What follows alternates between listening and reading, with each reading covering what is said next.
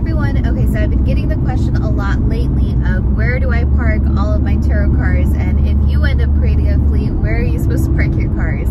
So of course there's lots of solutions to this, and I'll share with you guys what I've seen people do.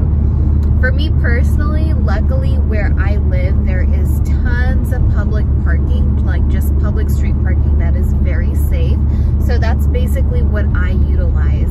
Now, Turo does have something that's called a good neighbor policy, and I'll post a link to it in the description down below so you can look at it. But basically what it is that Turo reserves the right to restrict listings if they get too many complaints from, like, let's say your neighborhood, because you have 30 Turo cars and you're taking up all the parking spots in the neighborhood and it's not fair to your neighbors.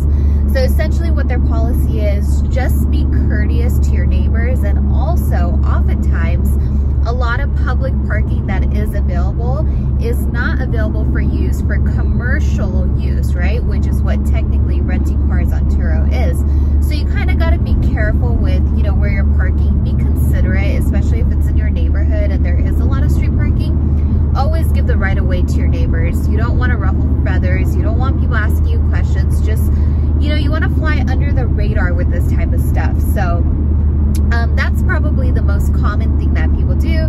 Or if they have houses and they have a couple cars, you have your garage and your driveway, of course. But here are some other solutions that I've seen people utilize in the past, which I think are great solutions. So a common one, and one that is actually really easy and can be applicable pretty much anywhere, is where people use some of these like Premier Business Centers or Regis, right? These are like these office buildings where these companies have floors and you can rent out office space, like just one office, or you can even do a virtual office, and depending on what city you're in, they have access to parking, so you can utilize that. And it's usually quite inexpensive.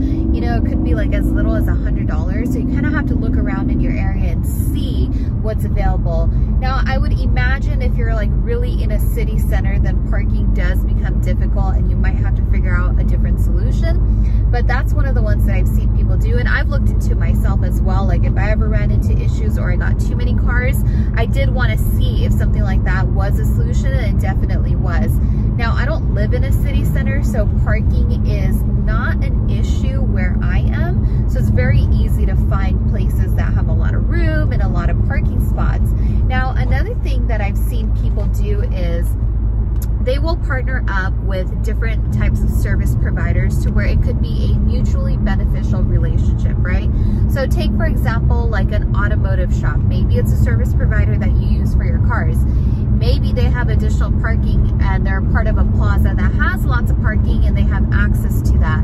So what you could do is partner up with people like that and maybe either rent out parking spaces, or because you're driving foot traffic or you're giving them your business, they're willing to work with you. So sometimes you just got to get a little bit creative and think outside of the box and see what solutions you can come up with based on the area that you're in. Now, there are also hosts out there in some of the major cities that I've seen where they will actually partner up with different hosts. They'll open up their own parking lots and other hosts can park their cars there. Maybe they'll offer services for cleaning and doing handoffs, check-ins and checkouts and things like that, which is cool. I don't know exactly where you would find these people, so I'll just put a PSA out here on the channel that if you are one of those hosts and you're in a city where you're offering that service, definitely comment in the comment section below, because I'm sure there's people out there that are looking for that service, so this could be mutually beneficial for you guys. So, you know, maybe you want to dig around on the web and figure out, you know, if there's anyone doing that. Also, you can just go on Turo and see which hosts have a lot of cars and network with hosts in your area. Figure out what other people are doing. Get talking to people.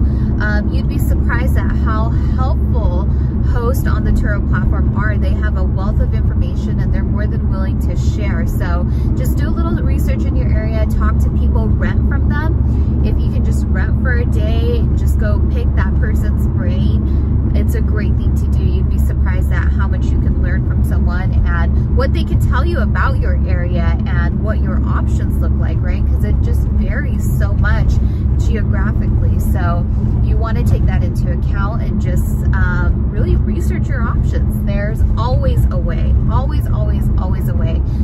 let that limit you. I remember when I first started on Turo, I lived in a very small little apartment complex that didn't have very much guest parking at all. So they had lots of resident parking, but you know, you just didn't have the extra space for additional parking. And I remember at that time, I was really scaling up with Turo, but in my mind, not having parking was never a reason to not go and get more cars, because I just figured if parking became an issue, I'd figure out a way to resolve that. And initially, parking was a huge issue, and I was looking for a solution. And so in the meantime, what it made me do was get really good at my listing settings, because I was like, okay, well, I can't have these cars here because there's no parking. So in the meantime, I need to make sure that they're always rented out.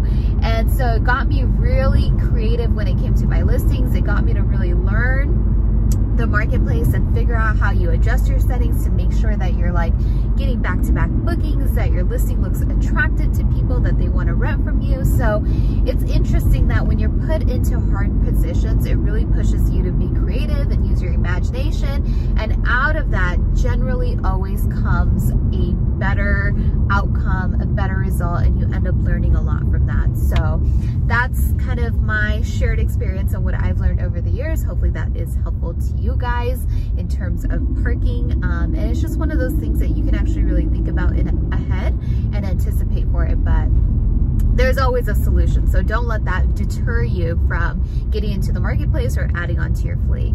All right, you guys, thank you so much for watching. And once again, thank you guys all for the super kind comments and remarks in the comment section lately. Really appreciate it. Let me know if you guys have any questions, and I will do my best to continue to share my Turo experience with you guys. Once again, my name is Saimah.